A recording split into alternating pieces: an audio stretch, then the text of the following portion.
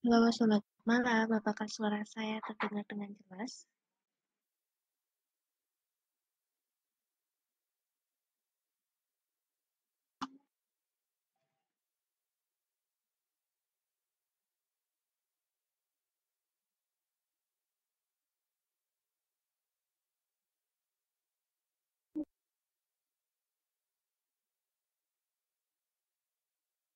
Baik, terima kasih atas pendapatnya, Kak Muhammad Arifin.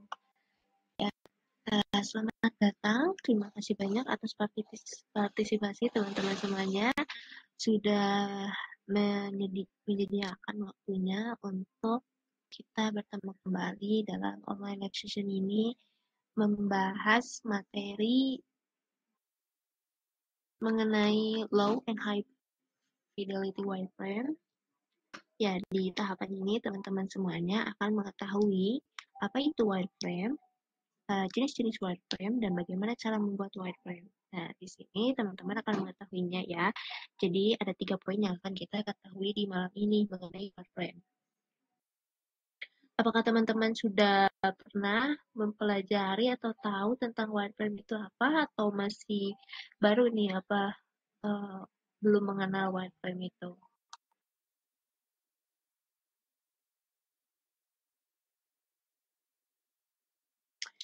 Jadi kita, teman-teman udah tahu atau belum tahu, kita sharing bareng-bareng di sini mengenai wireframe.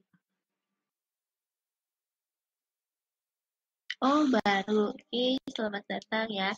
Kita belajar bareng-bareng nih Kak Wayan dan bersama Kak Sofia dan Kak Muhammad Arifin, kita belajar apa tuh wireframe. Nah, wireframe ini adalah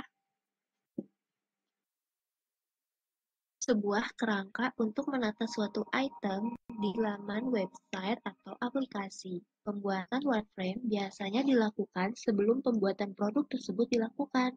Item yang berkaitan di wireframe seperti teks, gambar, layouting, dan beberapa komponen desain lainnya. Nah, jadi kalau misalnya kita lihat dari beberapa hal yang sudah kita alami, pernah menggambar suatu sketsa, kerangka, atau coretan kasar.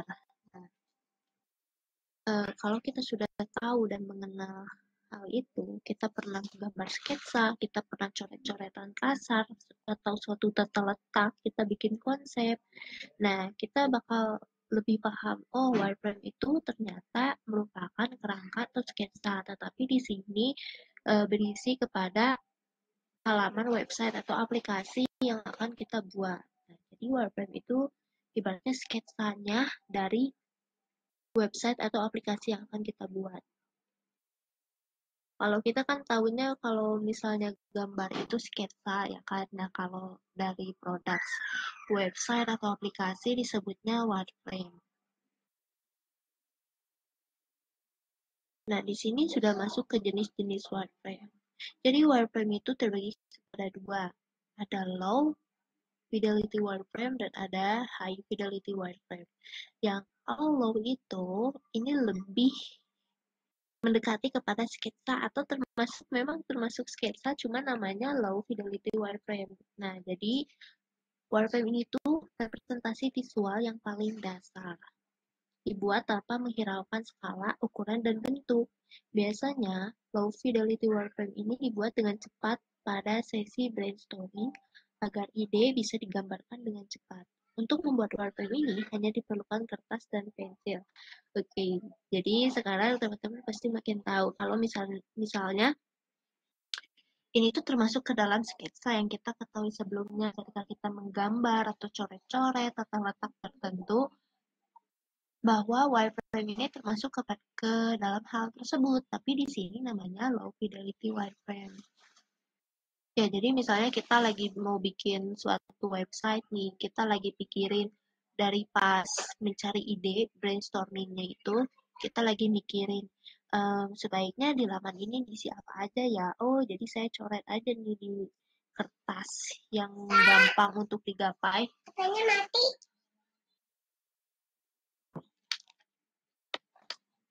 Yang mudah kita digapai, langsung aja nih kita coret-coret pakai pensil. Terus misalnya tata letak dashboard di atas, isi dari website ini di tengah. Nah, itu bisa melalui sketsa di kertas ini. Ini termasuk low. Jadi ini tuh tipe yang paling basic dan dasar. Jadi nggak perlu ada tools software tertentu untuk membuat kerangkanya. Karena di sini termasuk kepada jenis low ya. Low itu yang paling dasar atau yang paling basic. Nah, kemudian ada mid fidelity wireframe. Jadi sebelum ke high ada mid atau pertengahan dari wireframe tersebut. Jadi jenis ini yang digunakan memiliki representasi layout akurat daripada low fidelity wireframe. Namun masih belum memiliki gambar, tetapi fidelity wireframe sudah menampilkan teks dan dapat menampilkan judul dan berbentuk konten. Tipe ini juga sudah memiliki beberapa elemen yang menonjol dengan pewarnaan yang berbeda. Wireframe ini dapat menggunakan pensil dan warna juga atau menggunakan software agar lebih mudah dalam mendesain. Nah, ini tuh termasuk update-nya dari low, tapi tidak menyerupai high. Jadi ibaratnya lagi, nah untuk wireframe ini dibuatnya melalui tools tas. Ya sudah pasti karena di sini ada kerangka yang sudah rapi, misalnya bisa menampilkan teks, terus tata letaknya lebih terorganisir, ukurannya simetris, seimbang daripada kita coret-coret di kertas. Nah, tetapi di sini tidak bisa menampilkan gambar. Itu. Jadi ini bisa dibuat dari aplikasi pen yang ada di laptop, bisa juga pakai Ibis Pen mungkin yang ada di HP baru sketsa gitu doang. Jadi belum masuk ke tools yang biasa UI UX designer gunakan.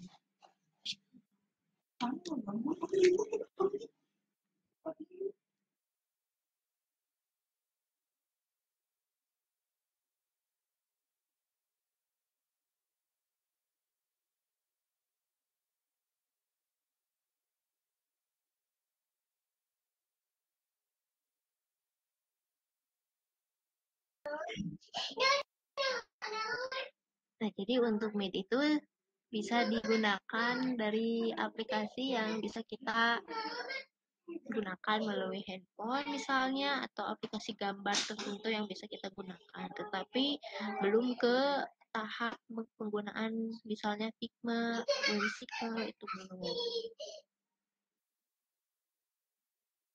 Nah, ini yang paling utama atau yang paling tinggi lah. Nah, ini sudah termasuk kepada high fidelity wireframe. Jadi wireframe itu jenis yang sudah memiliki tampilan.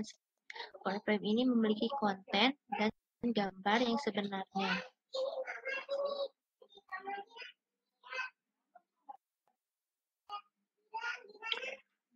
Nah, jadi di sini sudah ada konten, terus ada visual yang menarik dan lebih mendekati kepada, oh ini hasil rancangan aku nanti bakal seperti ini, seperti itu. Jadi ini tuh lebih ke sudah mendefinisikan hasilnya bagaimana. Kalau misalnya dari sketsa itu baru gambaran kasarnya lah ya. Terus yang mid itu baru tata letak secara rapi. Tetapi di high fidelity ini tuh sudah menyerupai hasil akhir dari rancangan yang diinginkan. Selain itu, dari high fidelity wireframe, ini tuh rancangannya bisa kita, misalnya kita mengklik suatu pencarian dari situs tersebut itu terus kita bisa search dan langsung ke sambung dengan halaman apa yang kita sambungkan di wireframe ini. Jadi tipe wireframe ini sudah bisa diuji oleh pengguna, apakah desain yang dibuat itu sudah sesuai dengan kebutuhan pengguna atau belum. Ya, jadi disitulah perbedaannya antara low, mid, and high. Jadi baru sampai saat ini, apakah ada hal yang ingin ditanyakan?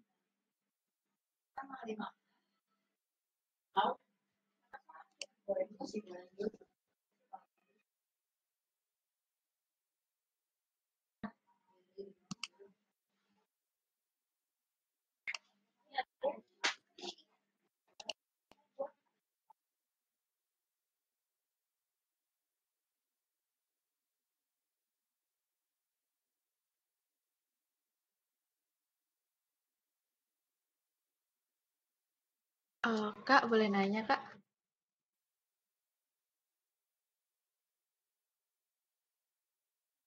Halo. Silakan Kak Wayan, boleh? Mau apa nih hal yang ingin ditanyakan? Oh, ini kan katanya yang low, high, sama ya. Itu berarti Ya, eh, kita tahu make itu tuh gimana, Mbak? Itu bertahap gunanya atau memang mm-mm. milih gitu?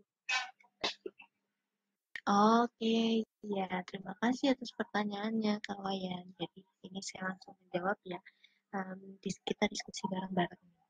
Nah, untuk dari jenis-jenis ini kita bisa lakukan bertahap atau tidak. Jawabannya bisa bertahap, bisa juga tidak. Jadi sesuaikan dengan kemampuan masing-masing. Ya. Tapi biasanya kita memang membutuhkan dari low terlebih dahulu, dari yang paling bawah hingga yang paling. Nah, low ini juga nggak bisa kita lupakan meskipun kita sudah langsung bikin prototype asli di menjadi high fidelity wireframe. Nah, yang low ini kita tuh perlu dulu mendokumentasikan ide yang keluar dari otak kita pada sesi brainstorming. Nah, langsung terbayang nih bikin suatu fitur ini bentuknya dan tata letaknya di sana misalnya. Nah, kita langsung ambil kertas dan pensil lalu menggambarkan hal itu agar tidak lupa. Nah, terus um, kalau misalnya kita lagi memikirkan ide terus kita sambil membuka tools itu karena ide ini terbilang baru itu mungkin akan membutuhkan banyak waktu. Tetapi dengan low ini kita bisa dengan dokumentasikan ide yang keluar dari kita. Nah, setelah ada gambaran besarnya, kita langsung bisa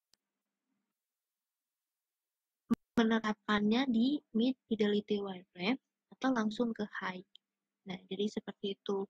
Nah, untuk hal ini tuh penting banget ya untuk dilalui karena nanti berhadapan dengan klien atau sang pemberi pada desainer tersebut itu tuh perlu karena di saat sesi diskusi nanti akan ada banyak revisi misalnya pendapat dari klien oh saya sukanya di tata letaknya di sini oh saya sukanya visualnya seperti ini nantinya nah itu bisa di dilakukan nah jadi kalau misalnya ingin itu bagus dan tidak boleh, yaitu disesuaikan dengan kemampuan masing-masing. Tetapi lebih disarankan dilakukan secara bertahap ya, dari low, mid, sampai high.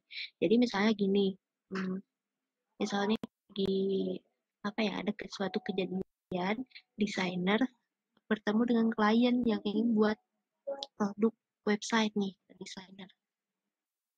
Si klien itu bilang nih saya suka produk yang mengandung fitur ini tata letaknya di sana nah itu si desainer langsung pas ambil kertas coret-coret nih langsung terbayang oh jadi tata letaknya gini ya boleh boleh nah ketika sketsanya sudah dilihat oleh klien terus kliennya setuju oh ya boleh ini bisa dikembangkan nih rangkaian desainnya seperti itu. Kemudian diskusi lagi nih meeting sama si klien. Nasinya yang sudah di-upgrade misalnya mid fidelity wireframe. Ini nih rancangan terbaru yang sudah di-update. Apakah ada tambahan? Oh iya saya sudah setuju dengan sketsanya, tetapi di sketsa ini saya punya pendapat bahwa ada perubahan di fitur ini tata letaknya seperti itu. Oh baik, saya coba atur-atur lagi desainernya. Terus pas meeting lagi si desainer nyiapin yang high fidelity wireframe. Nah ini Bu sudah saya sesuaikan dengan rancangan terbaru yang Ibu sampaikan pada meeting kemarin. Apakah sudah sesuai?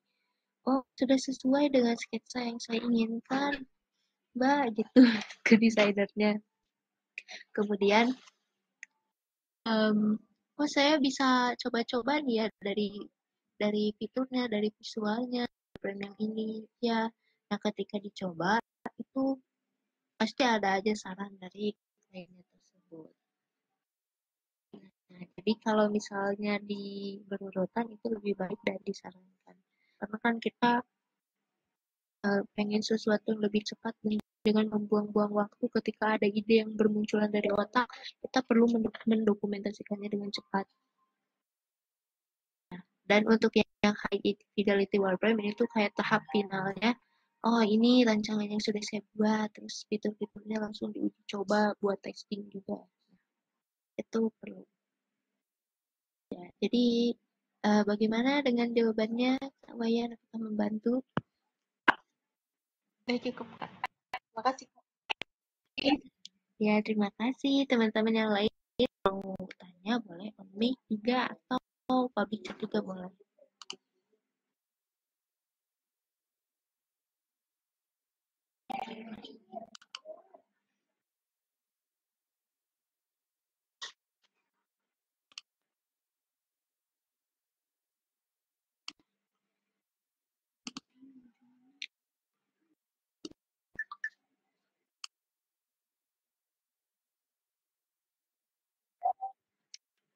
Nah, jadi ini masih nyambung ya.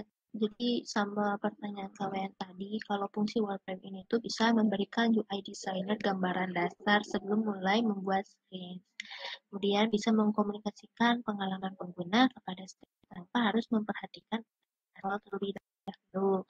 Nah, seperti cerita yang saya sampaikan tadi, jadi bisa mengkomunikasikan dulu sama stakeholder atau klien tanpa harus memperhatikan aspek visual yang lebih berkembang dulu.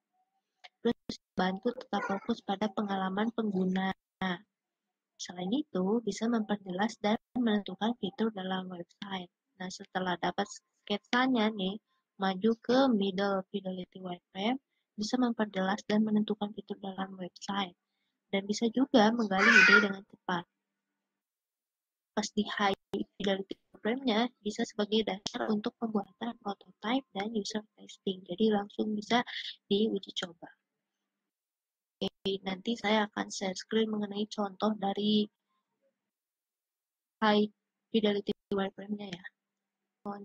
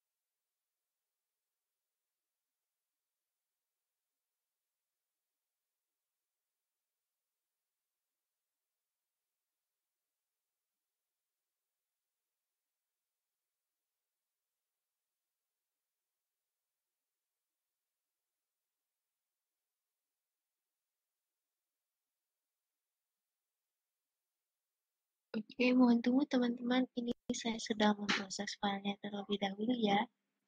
Agak Ya, Kak.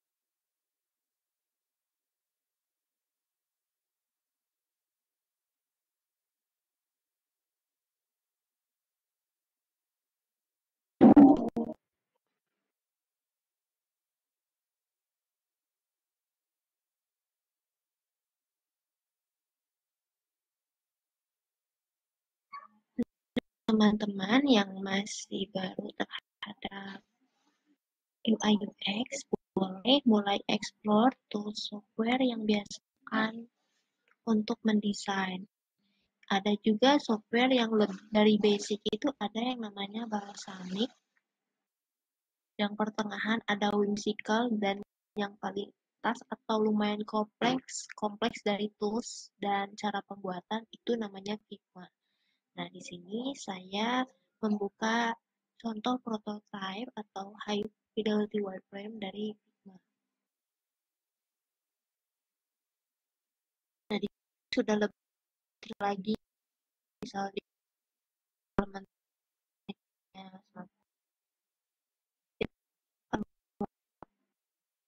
menyerupai realnya ya. Ini lebih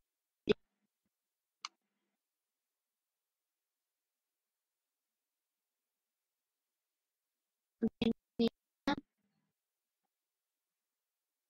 langsung bisa tertata. Tadi kan halaman login, ini sudah ada register, ada tombol next-nya, dan sudah lebih menampilkan visual lebih di representasi. Nah, ini termasuk ke yang akan. Ini tuh sudah bisa ditampilkan kayak kalau misalnya ada chat obrolan itu seperti apa tampilannya sendiri. Dan apabila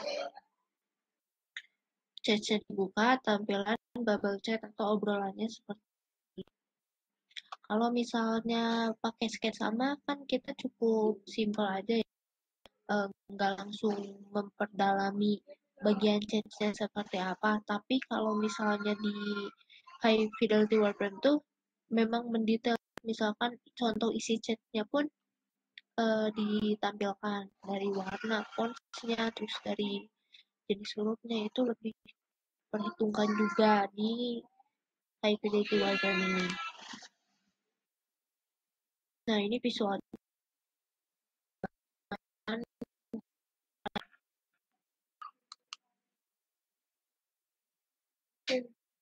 Nah, ini misalnya kita sudah mencari nih, klik untuk mencari docs, ini keluar all resultnya docs semua.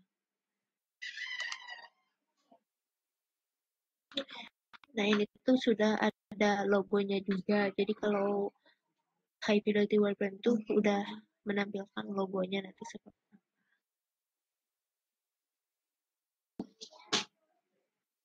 Nah, seperti itu. Jadi kalau misalnya high fidelity wireframe ini sudah termasuk kepada untuk prototype dan pengujian.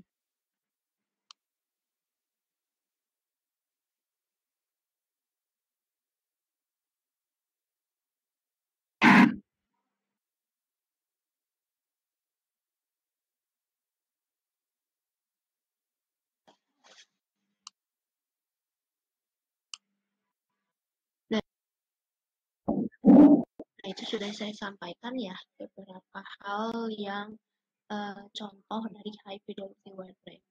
Nah, jadi 3 elemen utama wireframe ini untuk mendesain informasi.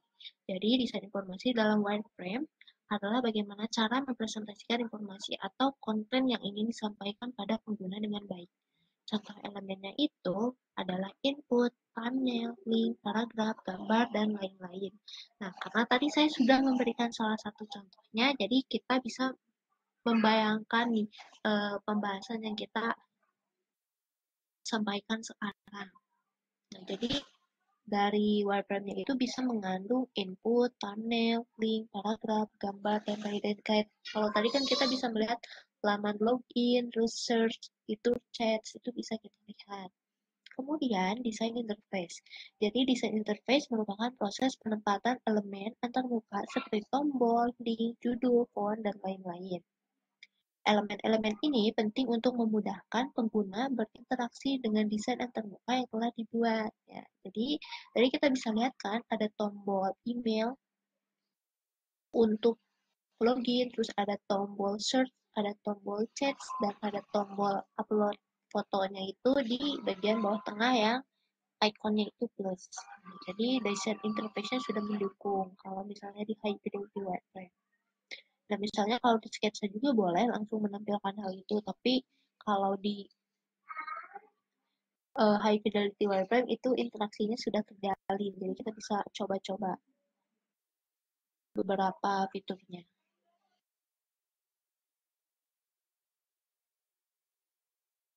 Nah, yang ketiga adalah navigasi. Jadi, elemen navigasi merupakan aspek penting yang digunakan dalam wireframe untuk menunjukkan arah bagi pengguna atau pengunjung situs.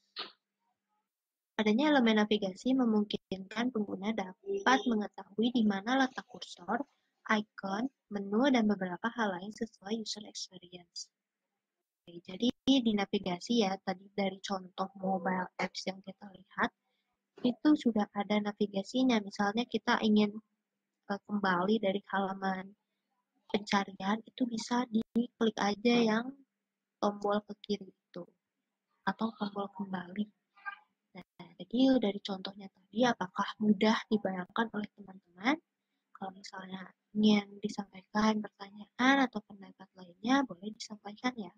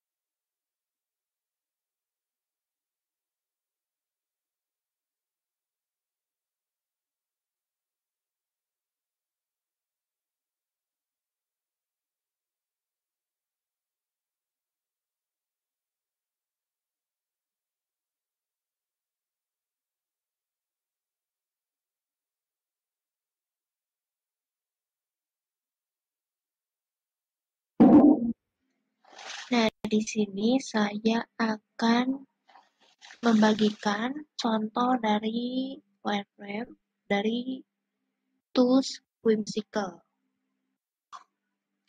Selain Figma, kita akan belajar tentang Whimsical.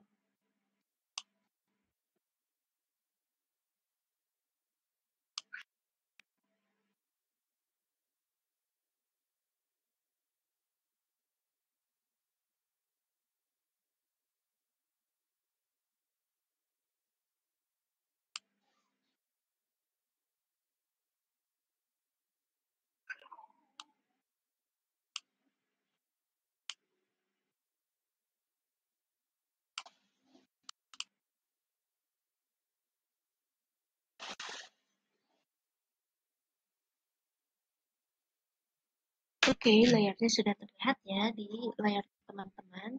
Nah, di sini tools whimsical ini tuh lebih memudahkan daripada Figma dan teman-teman bisa menjadikan ini untuk membuat middle fidelity wireframe atau high fidelity wireframe.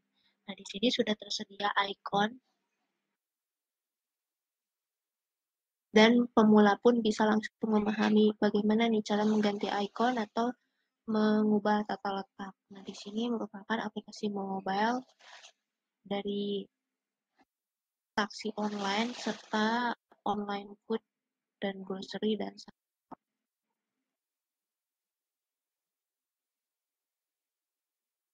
nah ini bisa diganti warnanya, bisa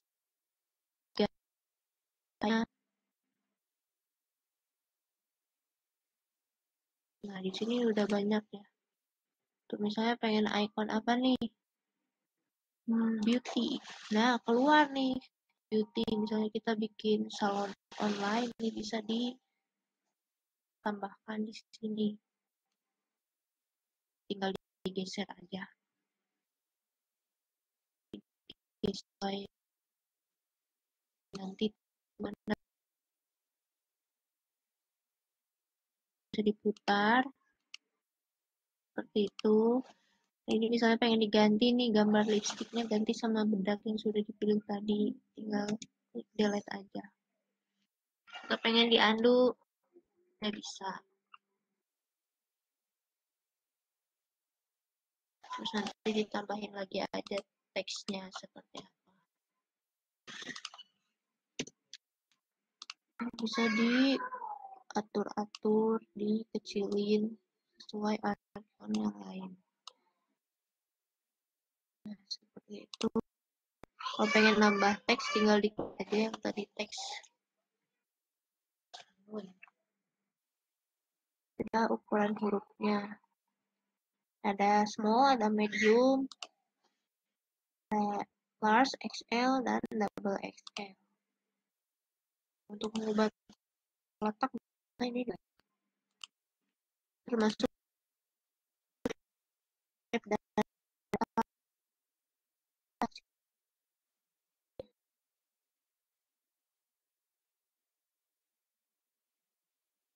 dan sudah online dan misalnya pengemudi sudah menuju alamat kita dan way. Di sini sudah lebih tata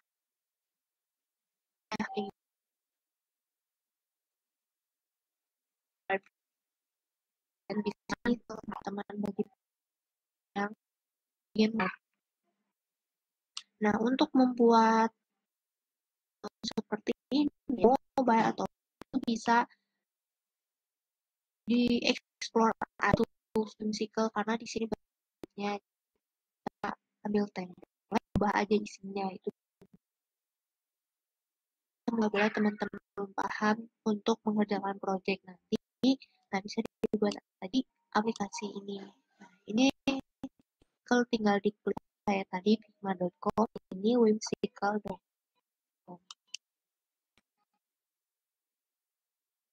Oke, setidaknya apakah ingin ditanyakan?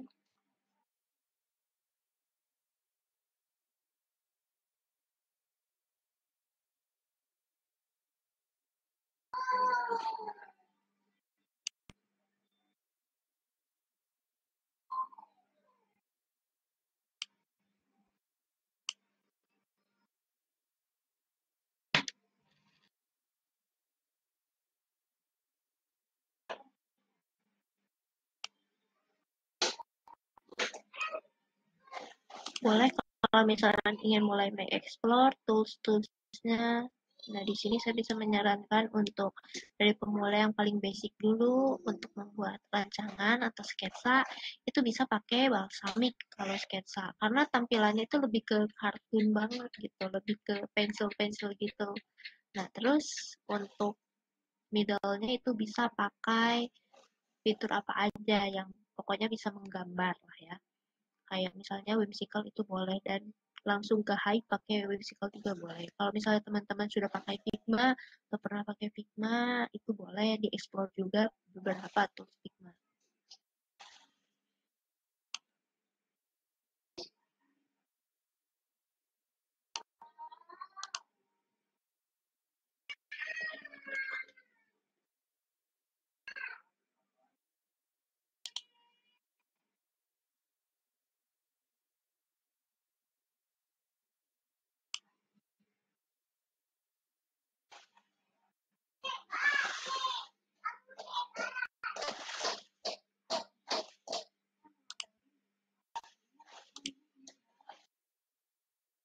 Ya, materi ini sudah dilampirkan di e-learning, teman-teman bisa membacanya kembali, dan untuk jadwal besok nanti akan bersama Kak Iksan untuk mempelajari prototype, dan di lusa nanti akan mempelajari mengenai prepare style guide. Jadi kita akan mengetahui berbagai jenis warna, teks, typography, itu bisa disimak besok dengan Kak Iksan.